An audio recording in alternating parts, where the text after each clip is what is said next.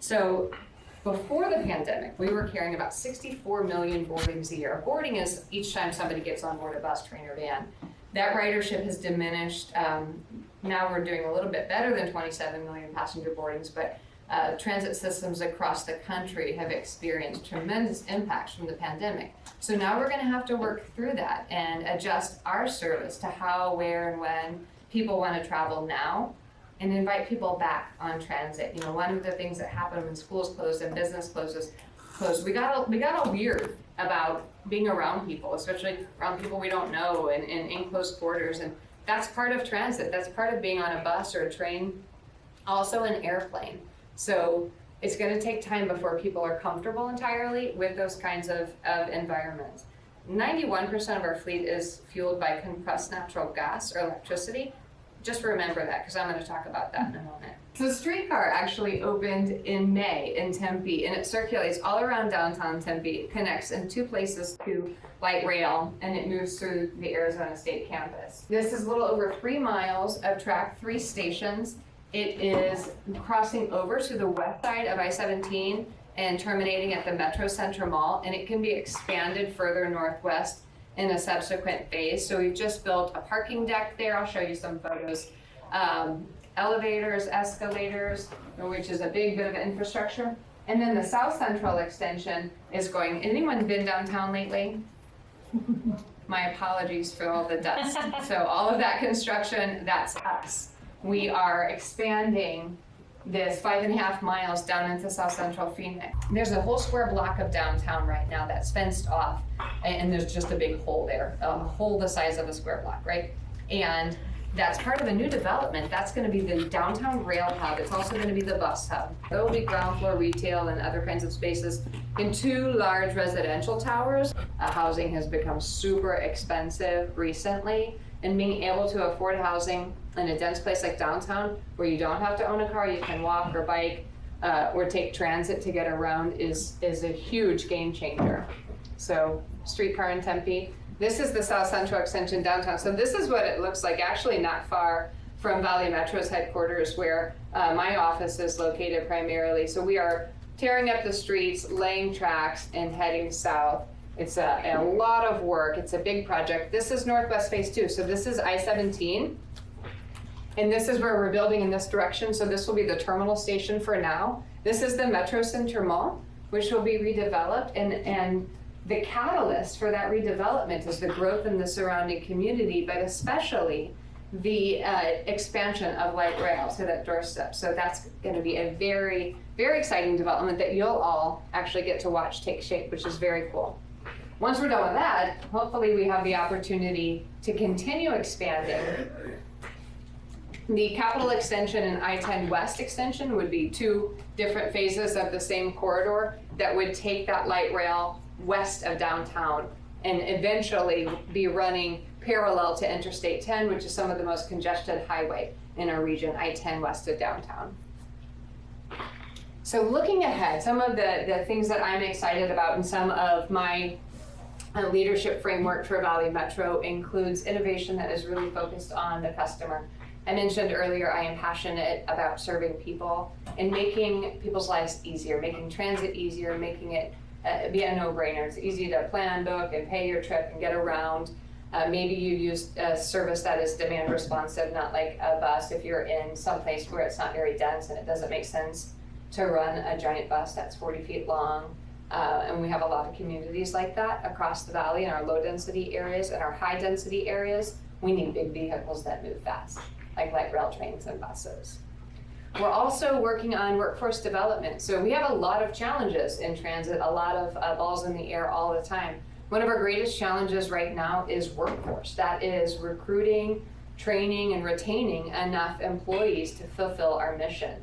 So between Valley Metro's direct employees and the contractors, so the firms that we work with to provide our services, there are over 2,000 people working every day to make Valley Metro service happen. And then when you add City of Phoenix staff in there, we're much larger than that. But we've got a workforce shortage. You know, a lot of the boomer generation has retired. Our economy is growing, and even though We have a lot of in-migration to the valley. We still don't have enough workers to fulfill all of our jobs. That's not just true in transit, but it's especially acute in transit. So going back to the pandemic where people don't want to ride on a bus or train next to somebody that they don't know, they're also less likely to want to drive that bus or train next to somebody they won't know. So we're working through this. We also have just chronic shortages in some of our skilled fields like IT, like engineering, and so we're having to be very creative in how we deliver those projects and get things done amidst the workforce shortage. So, I think for you at your age, I've seen the economy kind of, ebb and flow. I entered the workforce in the 90s and things were pretty good, and then I watched people in the dot-com bust and then the recession after me when I was already established really struggle to find employment. So I'm hopeful for you that we'll still be on this upswing, and at least here in Phoenix where job opportunities exist, they feel so abundant relative to coming from the Rust Belt city where I was at in St. Louis. It was a lot more challenging, but we're working through that. We're also gonna have to make some changes to our routes because people travel differently now. It changes over time. It's something we should do every 5 years. We haven't done this in a long time here in the Valley. But enter pandemic and now everything has been upended. So we'll be looking in next year at how and where we deliver service. We're also going to be transitioning our fleet. Part of why I got into transit in the first place is because I'm passionate about environmental sustainability.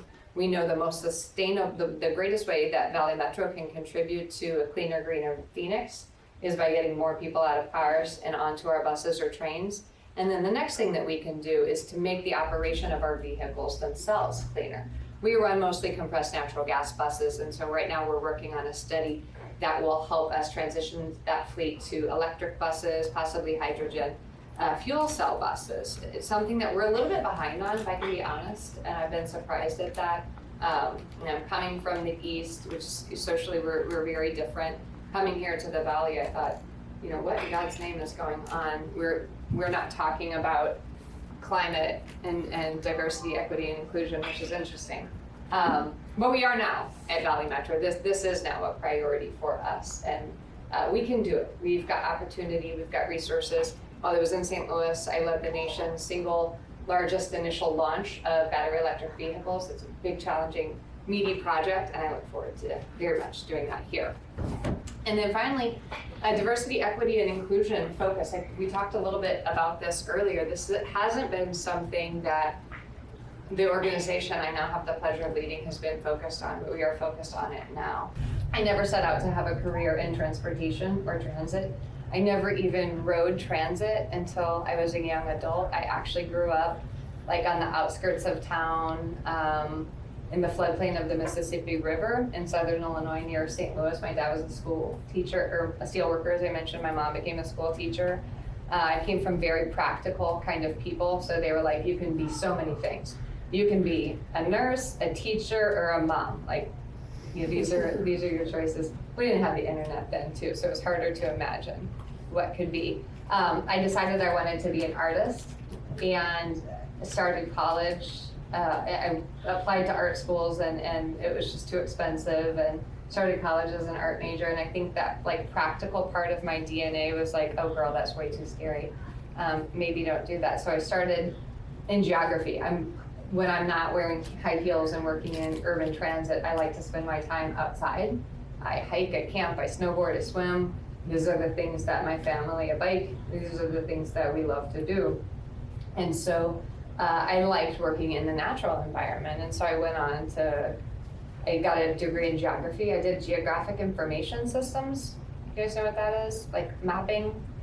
So I spent my time early in my career kind of half behind a computer mapping things, but half in the field. I worked for the National Park Service in Texas. I once spent a month in a tent in the Mojave Desert, so I felt like when people said, can you handle Phoenix in the summer? I was like, girl, I got this. So I spent most of my time outside, and then I'm really just passionate about how people interact with the environment around them, how the environment affects people, and how people in turn impact the environment. So I started working in transit research while I was getting my master's, and I was working at the Park Service. I was like, oh my God, I love this, because it has that environmental sustainability aspect, but it also has the social equity piece that I'm really passionate about, and I get to serve people. This is really interesting. So I guess I finished my master's in Texas, and then I went on to pursue my PhD at Ohio State. I worked for the Department of Transportation there, and it was a great opportunity to learn what I did not want to do. I sat behind a computer, it was boring. I was working on tiny little problems that I felt like didn't really impact the things that I wanted to do. There was no people aspect, and there wasn't a lot of that sustainability. So I decided I don't want to work for a Department of Transportation. And as you move on your journey, I hope that you have those light bulb moments where you're like, oh, environmental sustainability, this really gets my motor running, and I love this, or I love working with people and serving people. If you have moments where you're like, I hate sitting behind this computer designing street access points, you should listen to those voices just as much as the light bulb voices about the things that you love. Because otherwise you find yourself going down a rabbit hole. Maybe it's somebody else's rabbit hole. Maybe it's a teacher or a professor or a parent who's like, you should be a nurse, even though I hate blood. You know, I could have never been a nurse, so I had to tell my dad I'm not gonna be a nurse. You've gotta listen to that and pay attention to that and give yourself enough latitude to explore. So before, I didn't ditch my art career, I'll come back to art. I ended up getting a minor in art, and I felt like it helped me a lot with cartography, which is what I was doing, because back early in my career, I got to make maps and visualize things, but it helped me really identify with exploring patterns and trends in what later became math and science, but there's still patterns and trends to that, and I think some of that came from that art background. I had this huge privilege. I taught upper level undergraduate classes, so I was a graduate student, I was teaching undergrad juniors and seniors, and I was preparing for a career as a professor, where I would do research. And after a while, and then my job was also included something called mathematical optimization modeling, which is every bit as exciting as it sounds. I was working like in a cinder block basement wall at the very prestigious, the Ohio State University, in a research center, like doing these math models on computer screens. And I was like, man, gosh, I don't know if I'm one of these birds. Did you guys watch Sesame Street? Did you even have Sesame Street?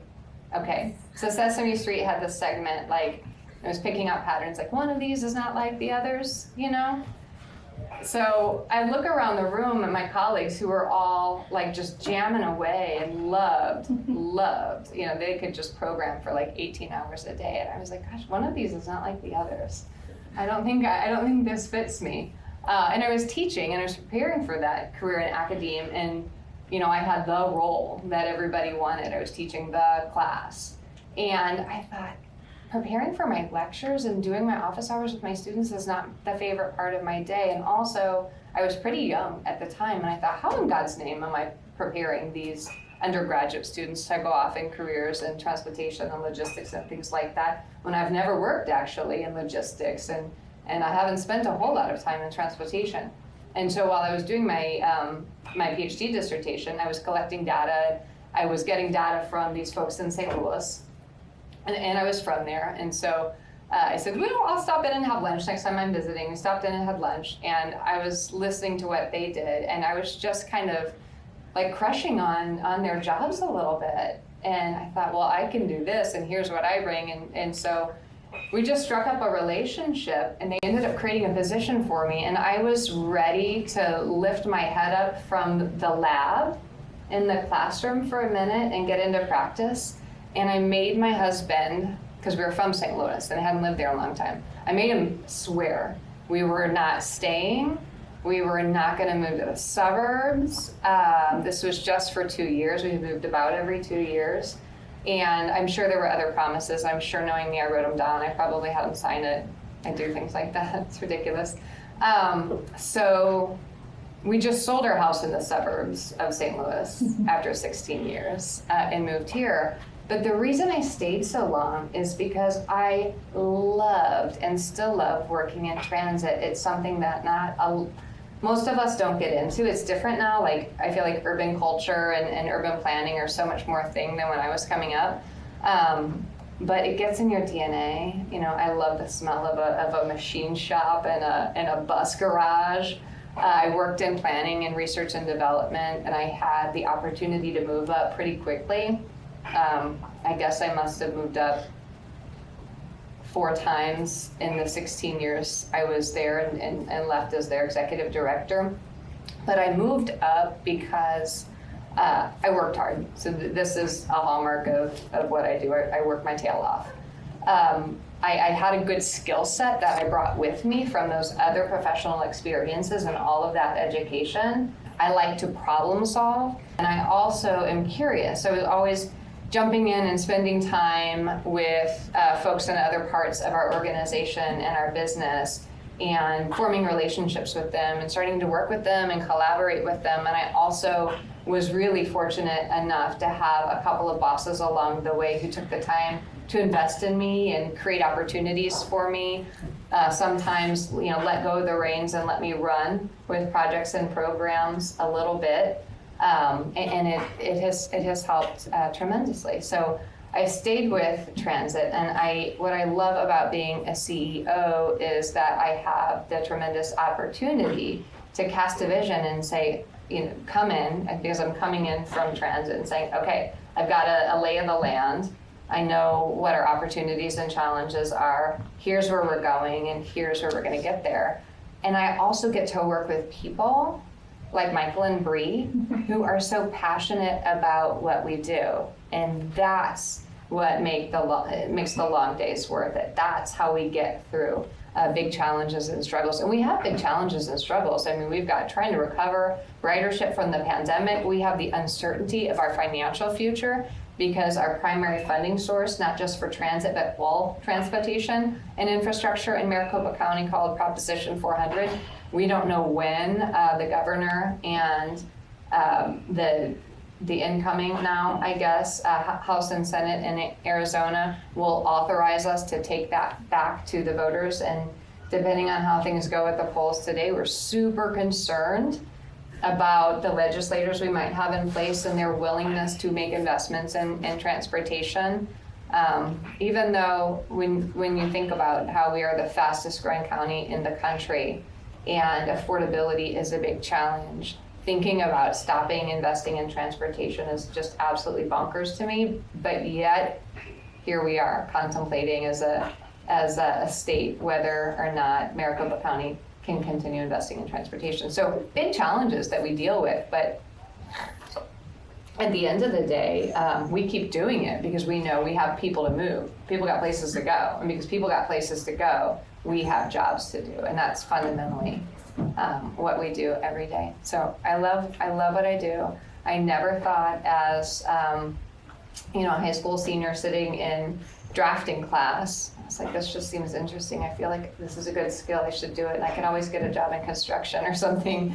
And my sister made fun of me about that. Endless fun of me, because I guess girls didn't do this back then. I thought maybe I'll be a construction management major. You know what? That is a darn good job. Mm-hmm. If that's something that you're interested in, be a construction management major. And you know what? There are a lot of construction managers out there who have ponytails under their hard hats these days. And so you should feel like you have those opportunities. You should explore your interests and do things that you're passionate about. Like, it's good to put food on the table and pay your bills. Again, I'm a very practical person at my core, and you need to be able to do that. But here's the thing. I love my family. I love doing all of those fun outdoor things that I talked about. I spend most of my waking hours at work, and some of those not quite woke hours in the middle of the night. And that's kind of how life tends to work as you enter into adulthood. So you might as well make those hours rewarding and engaging. And financial rewards are important too, but it's got to be something you're passionate about. And even on the hardest of days, and we've had some hard days lately, I enjoy going to work. I look forward to going to work. And I hope that you find a path that affords you that kind of reward and opportunity as well. So what questions do you have? I was an executive before I was a mom. And so taking a step back, like I can't be like, can we get a part-time CEO in here and I'll be a part-time CEO? It doesn't work. So you find a way to balance. It's stressful for my husband. I travel a lot. I'm gone probably a couple nights a week for different meetings and things. Like I get to be on a panel tomorrow with the mayor of Phoenix and the mayor of Tempe to talk about diversity, equity, inclusion in transit. And I'm so excited about that. I'm at soccer practice, and I'll probably meal prep dinner tomorrow, like later tonight. So that is stressful. But that being said, most jobs in my organization and most jobs in my industry aren't like that. Keep in mind, I'm the CEO. So things, escalate up to me as needed. When it's emergencies, I'm typically not spending a lot of time in it.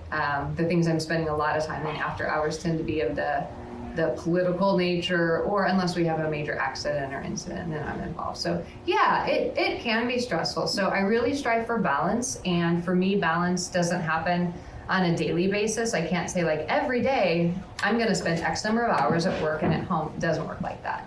And for you in school now as well, you know how it is. You've got like kind of a continuous flow of classes, but then you've got a test and it's a spike in stress, or you've got finals and it's a spike in stress, or projects. And so I really try and be conscious of that and listen to my body. I also use exercise a lot to help. That's like my me space, and that is when I take workout classes, or if I run, or even if I'm working out at home, I don't bring my phones. I have 2 phones all the time. I don't bring my phones in there with me. That's like my hour of just me time, Even the dog, I'm like, dude, you're not coming in here. Self-care in whatever you do, it's so important. Self-care, mental health care. I have my friends, a lot of them back in St. Louis, and some of it is some of those other female CEOs that I've mentioned when I'm dealing with problems only like they would understand.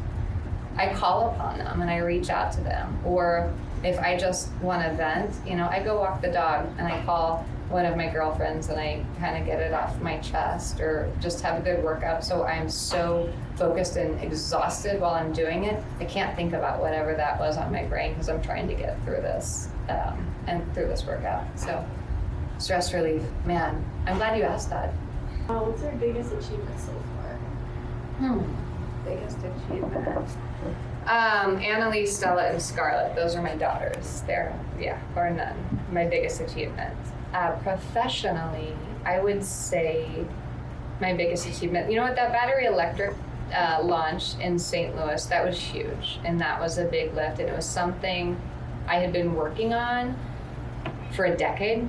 Took 10 years, and nudging when the leadership, before I was executive director, I was actually working in planning, and I was working with the guy who was in maintenance at the time. We were peers and we were colluding, and developing plans, and the leadership at that time just wasn't interested. They were more risk averse, and there were good reasons to have some risk aversion, but we were still kind of planning and what ifs, and following the industry and studying our fleet and understanding how our system would react to this new technology, and doing all of the modeling. So that mathematical optimization modeling came in handy.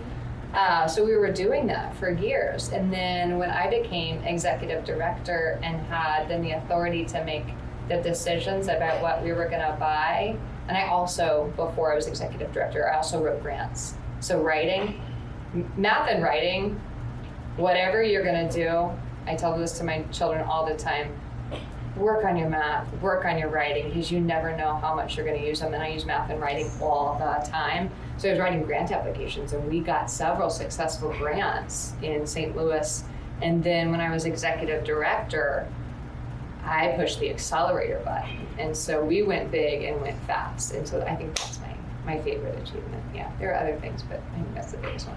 So do you have any lessons learned being a female in the transportation industry that you'd like to share?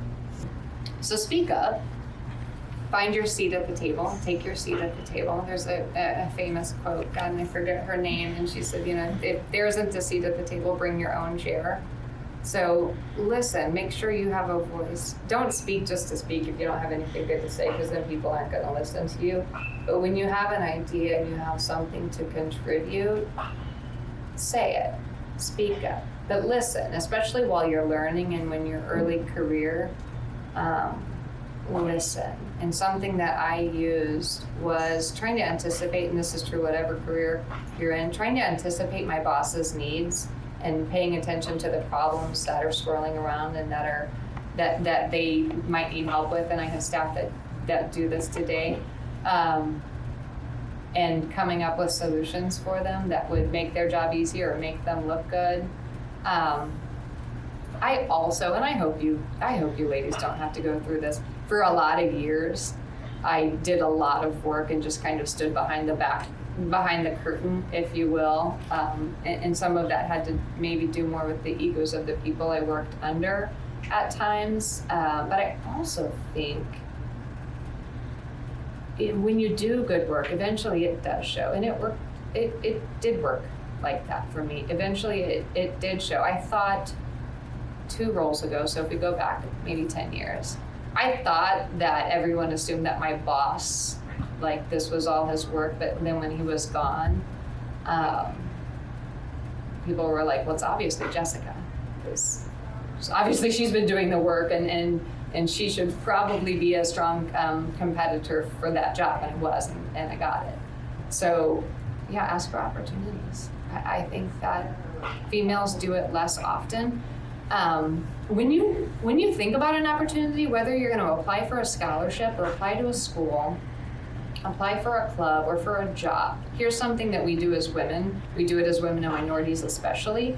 You read the job qualifications and you feel like I just wrote 2 executive job descriptions yesterday and they are fully 2 pages long. They're pretty complicated roles though. So a woman would see that and go, because I do this, oh my God, I do this. Got to check every single box and say like, yes, I'm a master at all 50 of these things. Meanwhile, a man will be like, yeah, I got this, I got like 60% of these things and I'm going to go for it. And so men are more often getting those jobs. So go for it. Be real about where your strengths are and your development areas are. But you got to go for it, and that's something that as women we don't raise our hands enough and speak up.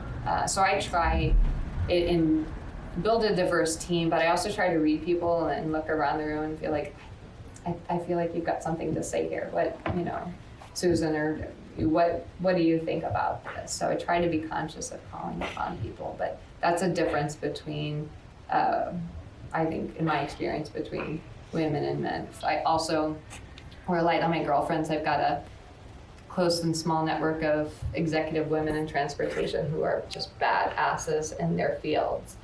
And I would use them as a sounding board. And I can remember saying like, here's this job. I'm thinking about applying for it, but it just feels like a stretch. I don't know if I can do it. And they were like, God, Jessica, get over it. Like, get over yourself. Apply for that job. And I wouldn't have left, I think, without that network. So I think as women, men don't talk about things. I tell my husband, like, are you talking to your friends about how you're handling the move and all of this? What are we having for dinner? I don't even know the words that you're saying to me right now. But as women, I think we need that support to process things. So form your network, and especially as you're making the transition into college or whatever lies beyond high school for you, have your network and use it as a sounding board, but also use it to hold you accountable. I do the same thing with my girlfriends. In fact, I've got one girlfriend who owes me a revision of her resume. I'm gonna call her tonight and say, where is your homework? You hate your job, revise your resume and get out of that. So surround yourself with people who make you do the things that you know you need to do but that are hard. It's super important. If you didn't have a chance to sign in, please do that, just so I know how many people were here and who attended for the future. But thank you so much. Thank you, ladies. Thank you. Best of luck to you as you finish out the semester. I don't miss taking tests. That's right.